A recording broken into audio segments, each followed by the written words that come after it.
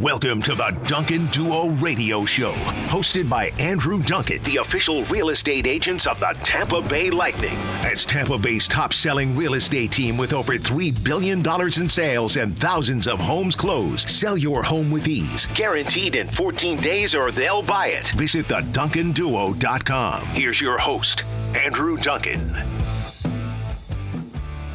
Happy Sunday, Tampa Bay, talking all things real estate like we do every week here on WFLA News. Andrew Duncan with the Duncan Duo team at LPT Realty.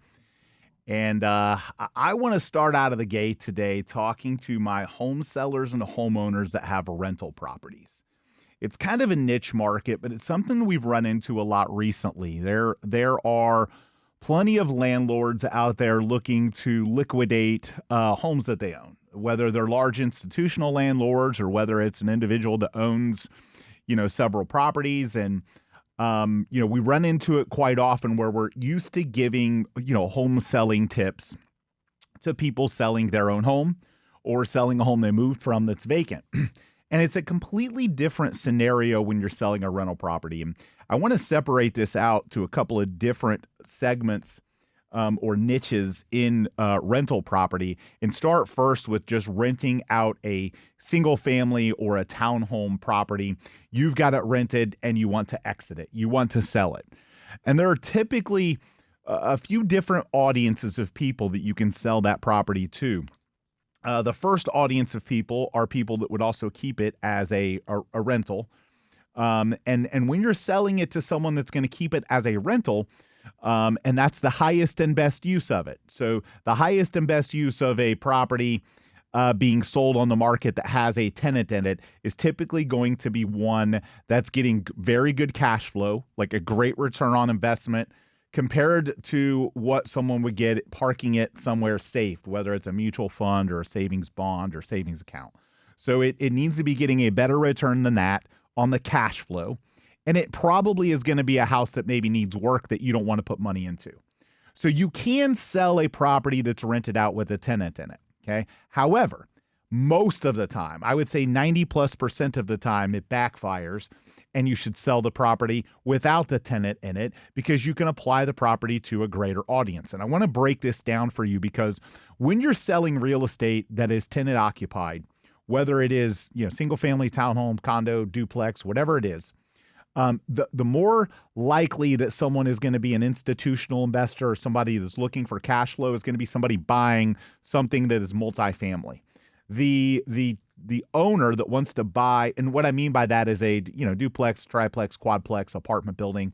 Those are properties that successfully can sell with tenants in them because the person buying it, the high probability of the person buying is that they're not going to live in it. The highest and best use is as a rental. It's not easy to turn around and fix up and resell for a profit. And it's a numbers game. It's a business decision, okay? So those properties can be occupied by tenants and sold with tenants in them. When you're selling a property that is occupied by a tenant, where the largest portion of the buying audience is going to be someone that would move into it, which is pretty much in Tampa with the number of people moving here, almost every other type of every other situation. So if you are selling it with a tenant in it and you want to get the most amount of money, first off, you can't control the experience. The one thing I've learned through 22 years of selling real estate is to the majority of home buyers, they are not buying the math, okay? They're not buying the investment choice. They're not buying like 4 walls and some dirt. They're buying an experience. They're buying emotion. They're buying for their family. If the majority of the buyers for that comparable property, maybe the one that sold next door or the one that sold across the street, the majority of them are people that are going to buy it and move into it, keeping a tenant in it while you sell it often backfires. And here's why. Because that tenant is not going to keep up the property like an owner will. That tenant is going to put restrictions on the showings. They're going to not pick up after themselves. The experience of seeing that home is not going to be a positive one. The tenant doesn't have a vested interest in the sale of the property. So are they going to make the bed? Are they going to have it smelling nice? Are they going to change the AC filters when the AC filters need to be changed? Tenants notoriously are not going to take care of the property like a homeowner will. So I am an opponent of people selling properties unless they're multifamily driven or unless the market segment really says that this is a rental property. Like maybe it's in a vacation part of Tampa. Maybe it's on the beach. Maybe it's likely an Airbnb. In those situations, it's about the math. When it's not about the math to an investor, it's about the emotion to a homeowner. And you can't sell the emotion or the experience when the tenant lives there, or the tenant follows around the showings, or the tenant doesn't pick up after their dog, or the tenant makes it hard to show the property.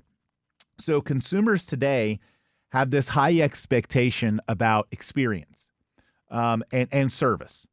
They press a button on Amazon and they want something to show up within hours. Okay, they want magic. Click button, magic happen.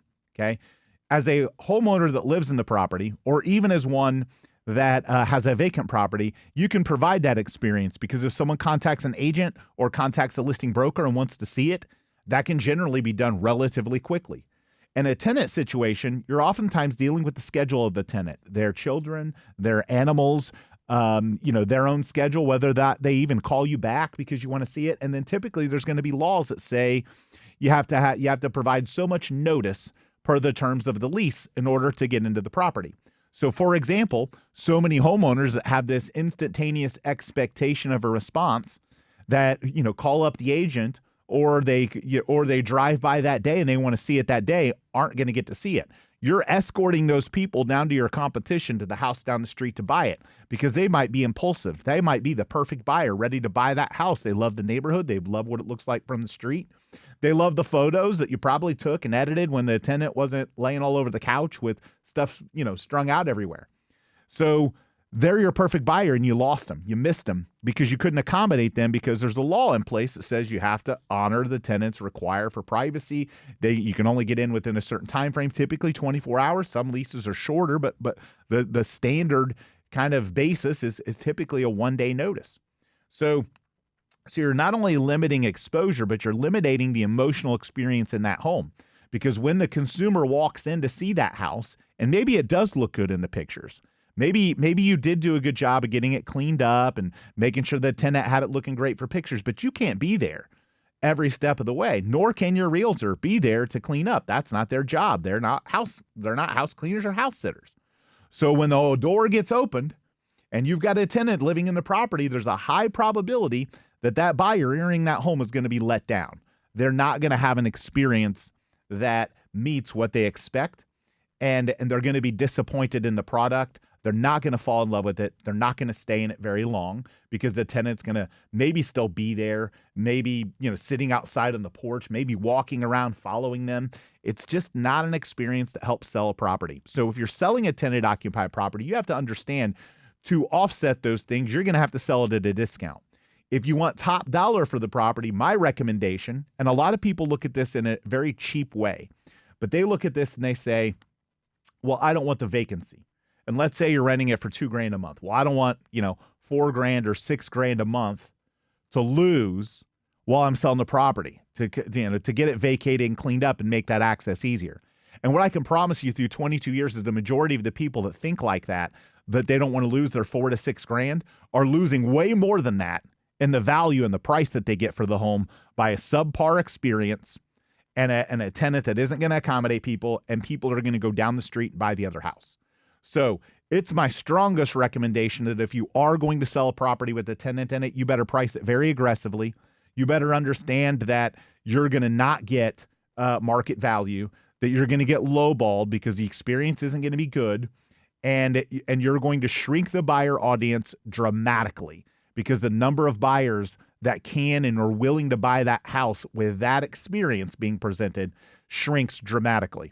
So what I propose, first step number one, if you own a tenant-occupied property and you're going to sell it, do everything you can to vacate the tenant. Wait till the lease is up, give them notice, negotiate them leaving, negotiate something so that the home can be vacant, so you have a chance to clean it up a little bit and control the environment, and more importantly, control access to the property. Because a tenant, I promise you, no matter what you have in that lease, no matter what commitment they gave you, statistical probabilities over 22 years tell me that the tenant is not going to honor every part of what they've told you they will do when the home goes on the market. And it's going to cost you more money than the money that you will lose in the monthly rent. Okay. Let's just talk about the average in Tampa. The average home in Tampa is $500,000. Okay. A 1% or a 2 percentage point change in that price, and it'll probably be bigger than that, is more than the 3 months of rent that you'd lose. You're losing equity for convenience and cash flow. So if you're going to sell it, exit it the best way. Do what you can to get the tenant out, clean the property up, put it on the market, and you will make more money selling the property than the rent that you think you're going to lose for a few months while it goes on the market. If you're dead set on renting it with the tenant in it, and you're not going to give up the cash flow, and you think I'm wrong, then go to option number 2. Option number 2, if you're selling a property with a tenant occupying, is incentivize the tenant. Offer them a financial incentive to modify the lease to allow for shorter notice showings, okay? To agree to allow for shorter than 24 hours in writing, okay? Give them a financial incentive that if they don't turn down any showings each month, they get some sort of extra incentive to help with the sale of the property, and maybe even a small bonus once the property sells, because then you're encouraging them to make sure to keep the property up and be a partner with you in working to help the property sell. If you don't do those things, I promise you, some of the worst horror stories we have in selling real estate and dealing with, properties on the market are when they're occupied by tenants. If you don't set up a mutually beneficial relationship for that tenant to help you because they're boots on the ground of the home, of the asset that you're trying to sell. If you don't set up something mutually beneficial, and I promise you, your lease probably doesn't have anything like this. And whatever promise you get from them isn't worth its weight, okay? You need something in writing, you need a conversation, and you need to incentivize them. If you do that, then you might have a chance at, having your cake and eating it too by keeping the cash flow and getting a better price. But my strongest opinion is when you're selling tenant-occupied property is to get the tenants out, especially if the largest portion of the buyer audience for the property is going to be a likely person that moves in. There are rare circumstances, like I mentioned, where you can sell with the tenant. And those are like the multifamily scenarios, the Airbnb scenarios, the properties that are, kind of close to the beach where people have vision. But the majority of the time, that's not the case. And I've seen it backfire so many times where someone has a great property and they didn't want to lose $5,000 to get the tenant out and clean the property up, and it cost them 30 or 40 or 50. So don't make that mistake. If you're selling tenant-occupied property, do what you can. Get the person out, clean the property up, control the environment. Have the ability to control when people can see it, the responsiveness of when people can see it, and then the experience they have when they go in the home. Even if you don't make massive upgrades, but the access is easy. Some consumers will have vision to look past the repairs. They also will have a chance to fall in love with the house because they're going to stay in it longer, and the longer they stay in it, the greater the chance of them buying it. But a tenant-occupied property beats down all of those things. So again, get the tenant out or offer an incentive structure to allow the tenant to be a partner in the sale of the property with you. We'll be back, continue this conversation after a quick break here on the Duncan Duo Real Estate Show.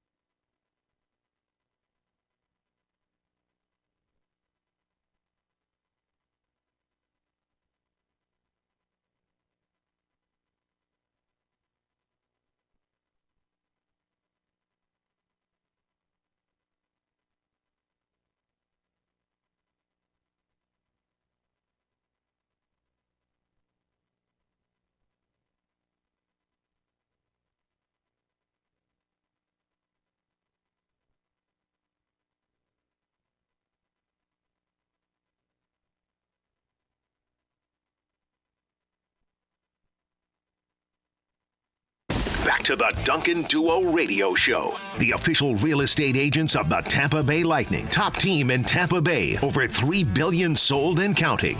Now your host, Andrew Duncan. We're talking all things tips for home sellers today. People that own real estate or that are buying real estate.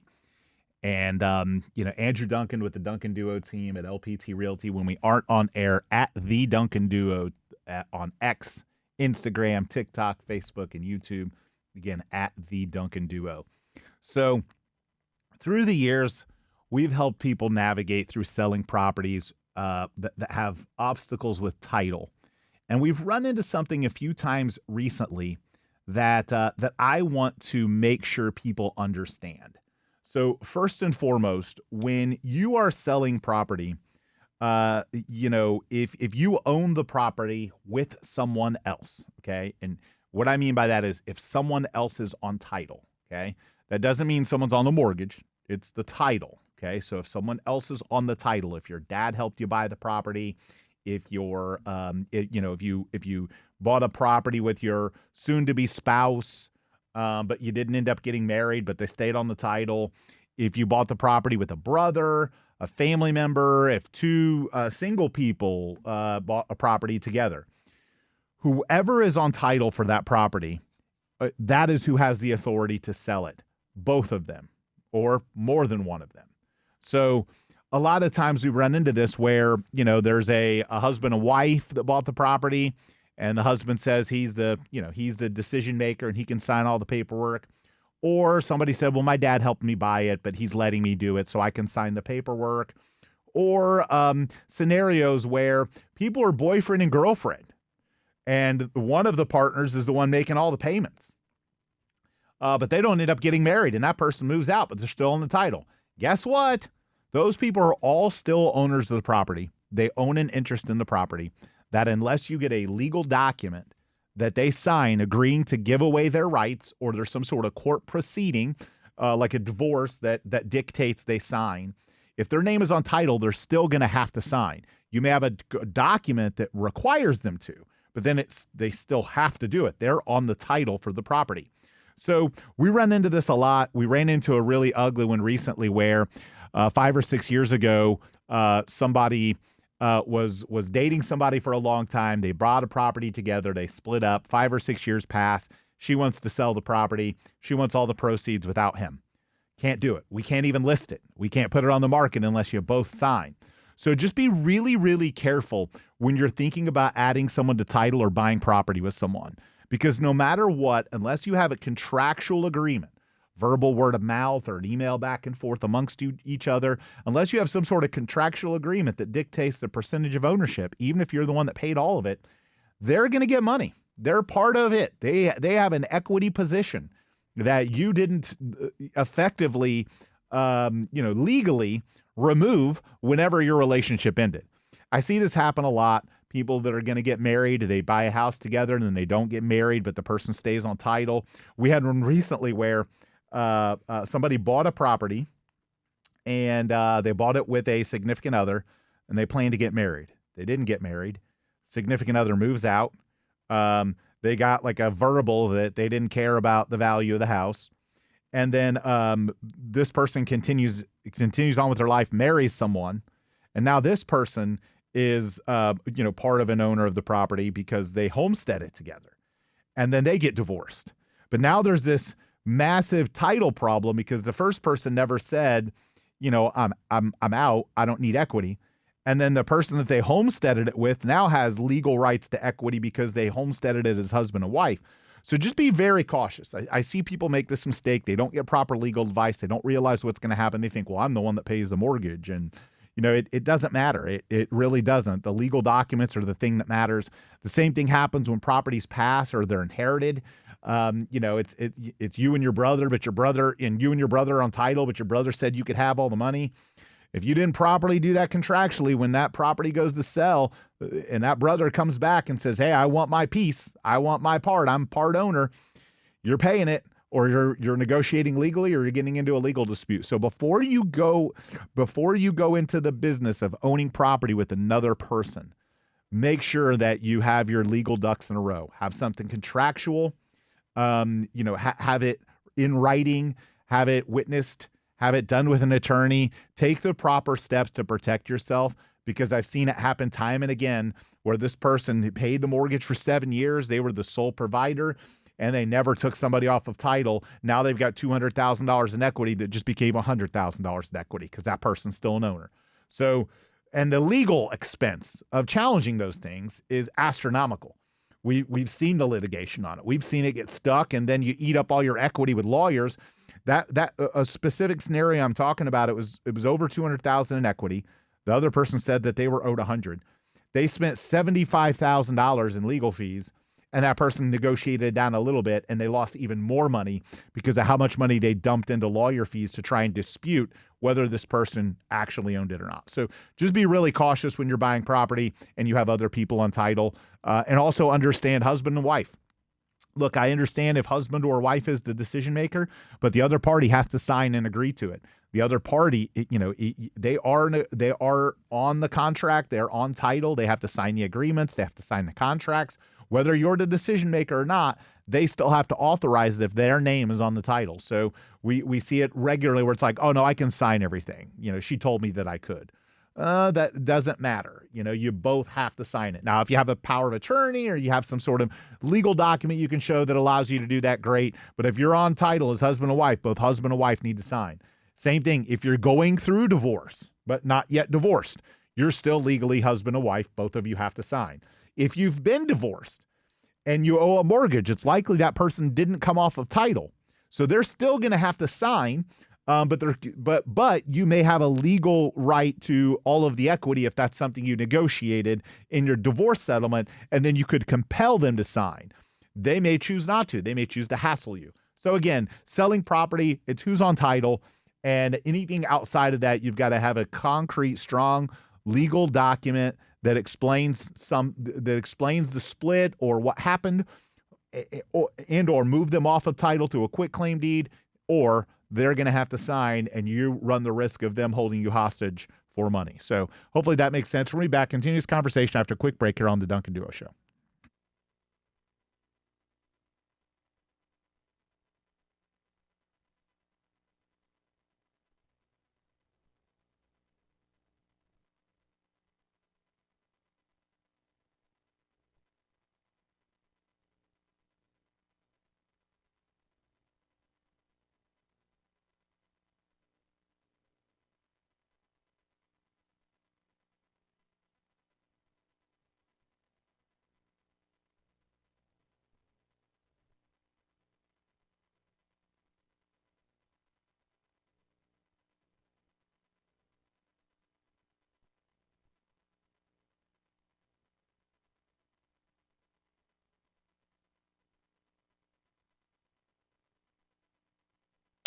And we're back with the Duncan Duo Radio Show, Tampa Bay's #1 real estate team. Over $3 billion in sales, thousands of happy clients, and official partners of the Lightning. Now your host, Andrew Duncan. Are we starting to see the tide turn in the Tampa Bay real estate market? We've been in this few-year period where it's kind of been, not a great market, not a terrible market outside of the few months of the hurricanes. Just pretty stable with price, not huge swings up or down. And we've been gradually starting to see the number of home sales increase a little bit. And so what you're likely seeing right now, we're seeing a combination of a few things that are starting to turn our real estate market. The first thing is the threat of higher interest rates. Look, everyone was excited about the possibility of lower interest rates and lower payments. There's no question that that is a motivator for a lot of people. However, what I've learned through the years of doing this is that there's just as many people motivated by the fear that the rate could go higher. And that is a discussion that's out there right now. The possibility that we could see Fed rate hikes because of inflation and the impact of the Iran war and the employment situation in the country. So what has that caused? Well, before, when we were expecting that rates would drop, you had people sitting on the fence.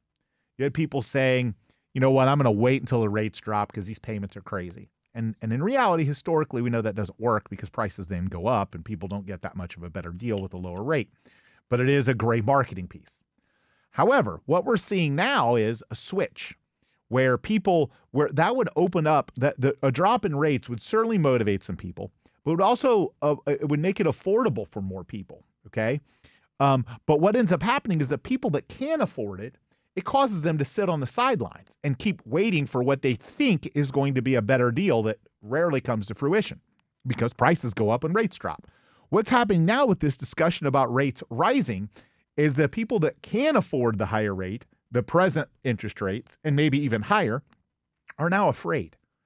And if you know anything about what motivates people, fear motivates people more than excitement.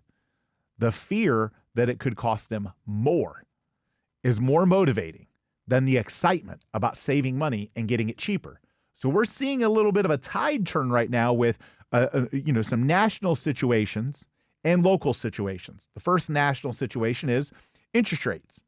Interest rates are starting to have discussions that we may see higher interest rates, and it's knocking people off the fence. It's causing people to say, "Oh, I can afford this." The second thing we're experiencing right now is a movement of more people moving to our state because of draconian tax policies like Mamdani in New York and California with these crazy state and local taxes and discussions about taxing wealthy people at taking wealth from wealthy people and dispersing it, basically, socialism or some versions of communism. So the what's happening is people from those areas are moving here at the same time that we have this fear of rates going up. We're injecting consumers from other parts of the country that have a lot of money that don't care about whether it's 6 or 7% or 7.5% interest rate. And a lot of them buying cash or have the cash and they make good returns in the market. So they don't really care about the interest rate. So at the same time, those two things are working nationally to help Tampa Bay's real estate market. Locally, we have a few other things happening right now. And so at the same time, though, we're seeing a lot more activity in our luxury market. We're seeing more higher-end home sales. We're seeing more people moving up. We're seeing more people move from outside of the area to Tampa Bay and buying homes above $1 million than we've probably ever seen. So that's helping pull our prices up. It's helping pull the economy a little bit along, and it's changed our supply and demand curve. For the first time in a couple of years, we went below 4 months supply of inventory. That basically means that we're starting to tilt more towards the seller's market. We're starting to see some bidding wars. Again, not rampant, not like the COVID era, but I had multiple homes that we listed this past week. I think we had one in South Tampa, we had one in Palm Harbor, one in Oldsmar, one in Carrollwood that had multiple offers this week.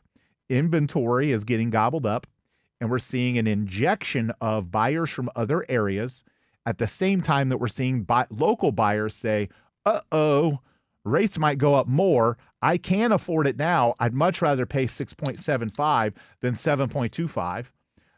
Rates are going to go up, and it's knocking people off the fence more so than what was happening before with the expectation that rates would drop.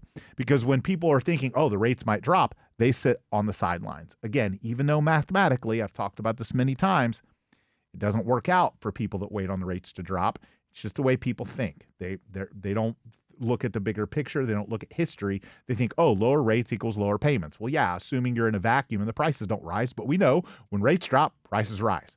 So we've got a situation with inventory dropping a little bit, injection of some wealth into our local economy, a luxury market in Tampa that is one of the top two, second to Miami, in the country over the last few months.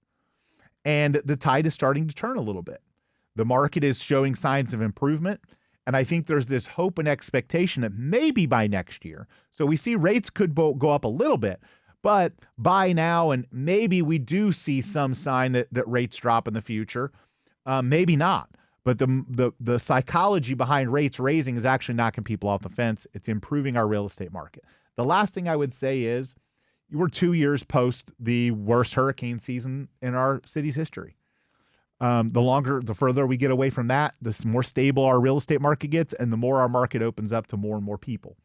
When you look at our economic climate and the companies that are bringing jobs to Florida, and look, there were a lot of headlines about financial firms and AI companies and companies bringing employees to Miami, and that's just the start. you might think, oh, well, what does that mean to me if a company brings 500 jobs to Miami? Well, some of the people from Tampa might take that job and sell their home here, or that company that puts 500 employees in Miami may decide to put 50 or 100 in Tampa.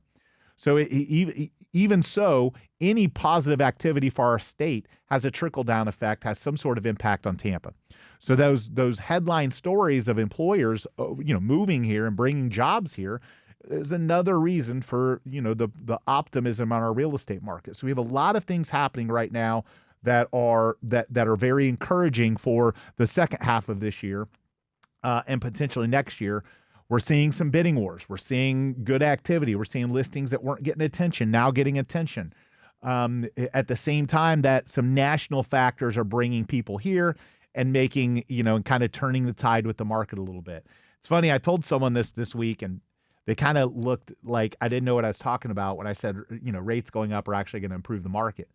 They're like, well, that doesn't make any sense. It's going to make it more expensive, because there are plenty of people, and especially when we're moving in people from other areas that are entrepreneurs and millionaires and have money and have companies they own.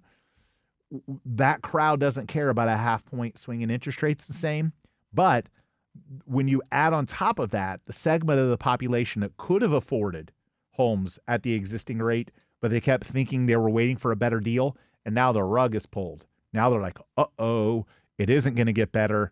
Now I should go ahead and buy because it might get worse.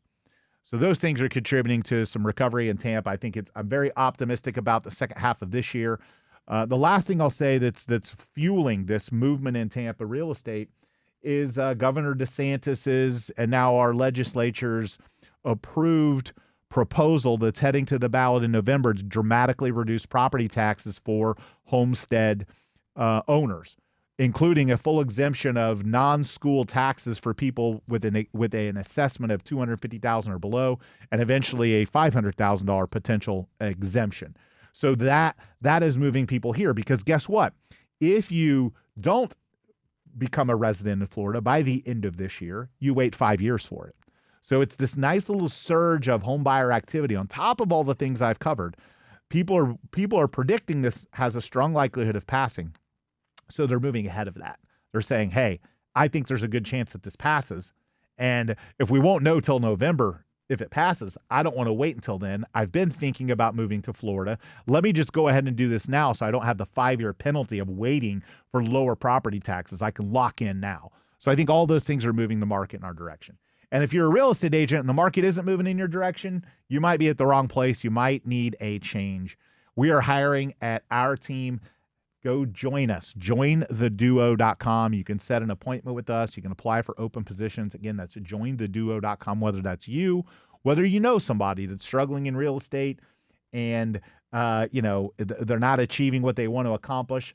We've increased our marketing budget. We've rolled out AI and new tools and systems in a big way. We talk about this every week with our team. We have dedicated coaches to help our agents be more productive, and we're generating more leads than ever. We need agents that are willing to work the leads that we're generating so we can keep providing a high level of service to our clients. So if you're weak at generating the leads, but you're great with serving the clients, you're great with the listing presentation, you're great with going on appointments and showing homes and building relationships, but you aren't great at marketing, we have that covered because I'm great at that. And I say that humbly after 22 years because it took a while to get great at it, because in real estate, if you're on your own, you're trying to do so many things at once.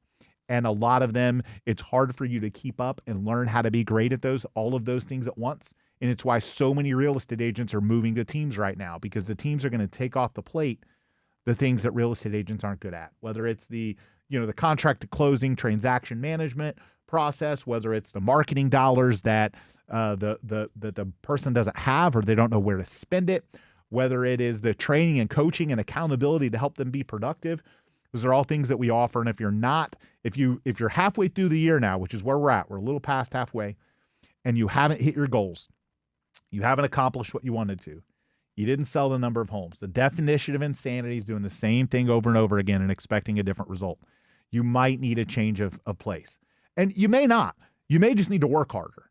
There's plenty of that out there. We have agents all the time come in and say, hey, I want to join your company. And then, the more we talk to them, we realize they don't really want to work. So our company isn't for someone that just wants to, sit around and not actually do the work and spend time serving clients. Money doesn't rain from the ceiling in real estate. You've got to grind and you've got to work and you've got to serve your clients at a high level. You've got to become educated on negotiation tactics and contracts and, how to find inventory. So if that's you or someone, again, please go. The website's very easy, jointheduo.com.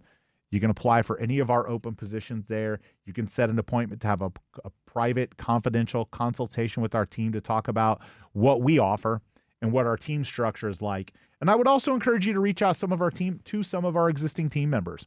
We have an incredible culture, and I think if you reached out to someone on my team, they would tell you the same thing. So if you don't want to come through directly and have to talk to me or Kat, who's our director of growth, you can certainly reach out to one of our agents, and I'm sure they'd tell you the same thing, that it is an incredible opportunity, and we are looking for a few more people.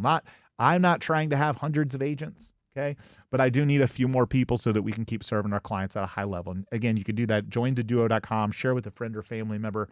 And we'll be back, continue this conversation, wrapping up with our last segment after a quick break here on WFLA News.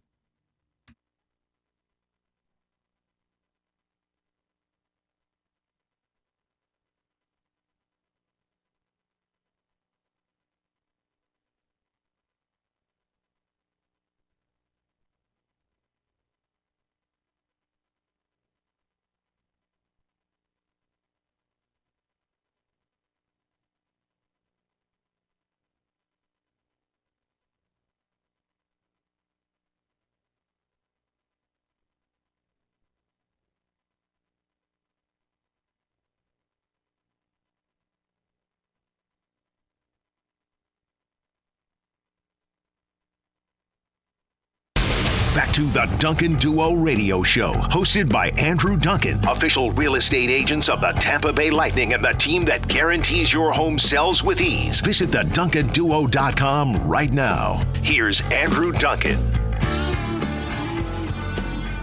So back here talking about the Tampa Bay real estate market, and I had someone ask me the other day, what I thought was one of the most revolutionary things that has happened in Tampa Bay and in real estate in general over my career. And I had to think quite a bit about it because I've gone through several iterations. Obviously, AI is a big deal right now.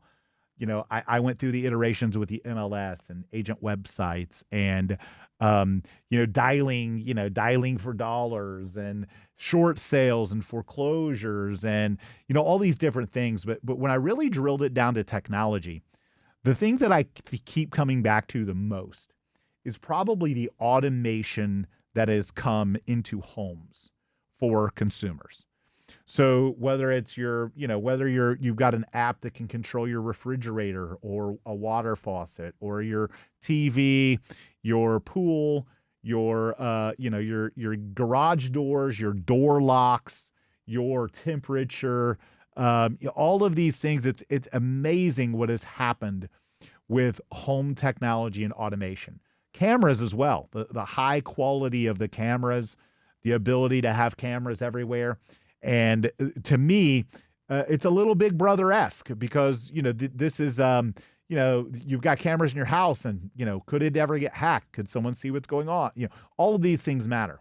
So real estate tech has become really cool. I remember just like 7 or 8 years ago, I thought it was the coolest thing to have a door lock that didn't need a key. You could just do a code.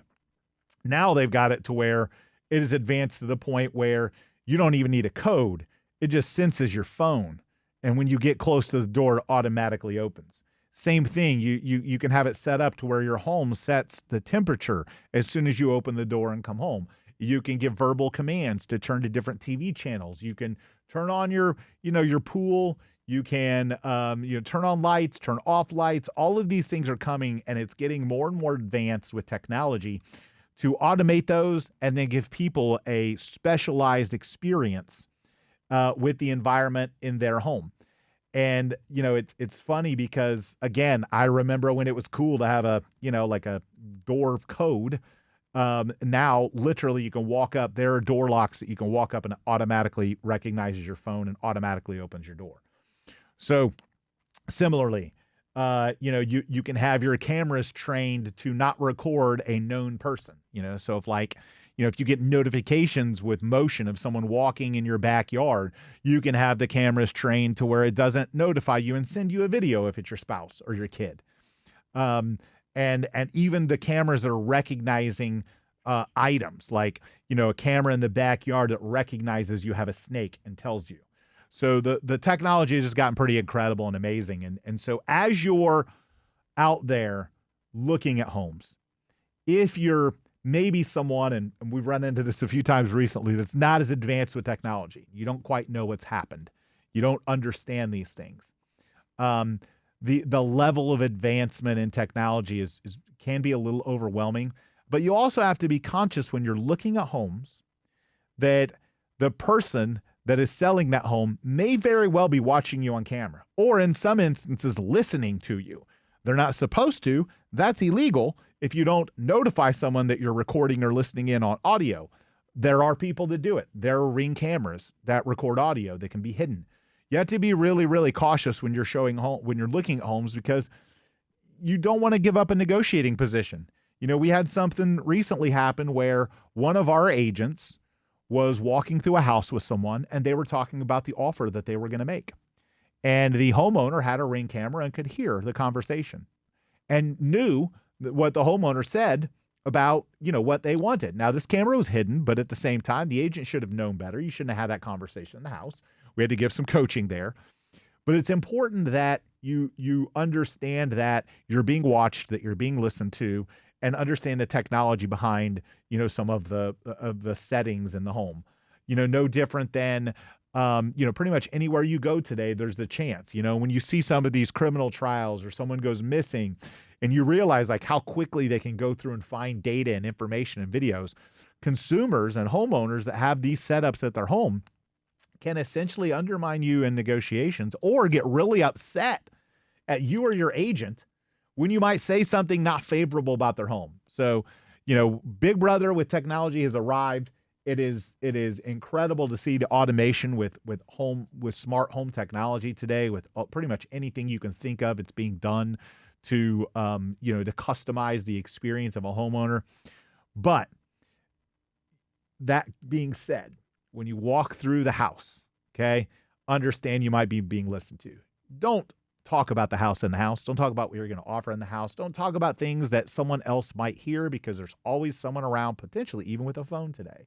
Because out in public, you also never know when someone's going to have their phone out and record you in a conversation in public. So just be cautious when you're looking at real estate. If you want to not undermine your negotiating position, if you want to not have the seller or their agent upset at you for something you may say or do, another one is or do.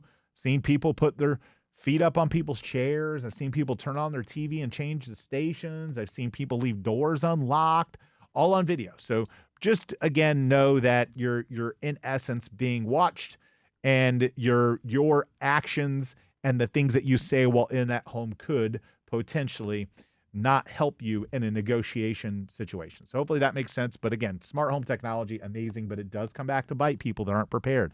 We've had customers that'll say things or do things in a home not realizing there's a camera right there. We've had agents do the same thing. We've had agents take drinks, other agents take drinks out of our clients' refrigerators. It just amazes me that sometimes you don't realize that there's always someone watching today. So anyway, we hope you've enjoyed this show. We're gonna be back next week when we aren't on air. Follow us on all of our socials at The Duncan Duo, X, Instagram, YouTube, Facebook, and Twitter, or X, both of them. It's the same thing. And have an awesome rest of your weekend, Tampa Bay.